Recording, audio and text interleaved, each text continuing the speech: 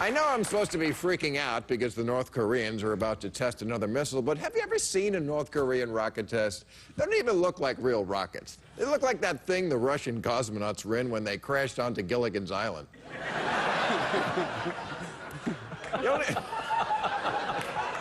The only thing Kim Jong-un ever conquered is a box of donuts. I am not worried about him. But I do worry about America's military-industrial complex using any excuse to ramp up the war machine again.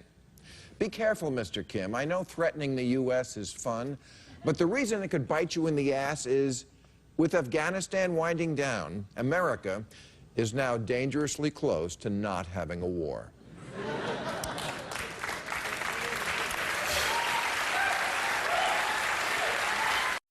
And if you know our history, that is something we will not tolerate. Because when America doesn't have a war, it gets a little sad. It does. It gets a little introspective. We start contemplating stuff like poverty and schools and our crumbling infrastructure, and that's no fucking fun. Just like we're the gun country, come on, we're the war people. We don't need a lot of encouragement. Have you ever met John McCain? Offering to go to war with the U.S. is like offering to go out for drinks with Lindsay Lohan.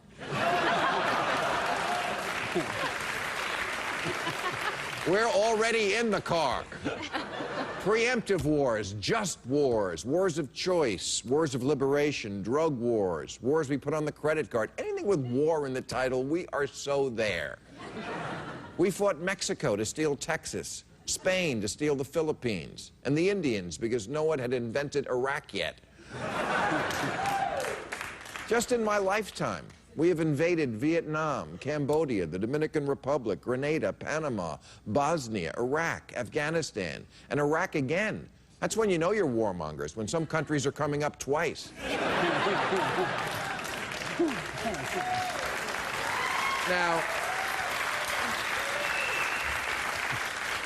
undoubtedly, some wars were necessary. The Revolutionary War, World War II, and despite it being controversial among libertarians, the Civil War. Like seeing that Lincoln movie, no one wanted to do it, but it had to be done.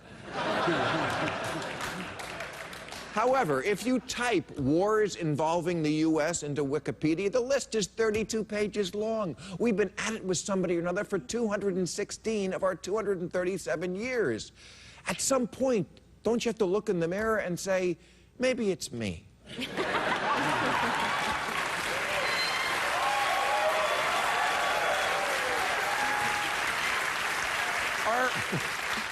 Our defense budget uses up to 50% of our discretionary spending, and almost all of it since 9/11 has been on the layaway plan.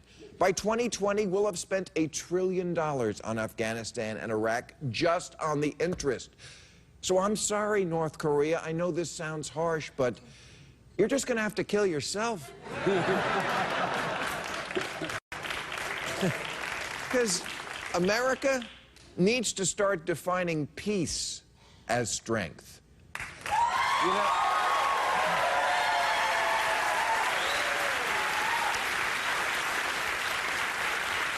You know who the role model for every president should be?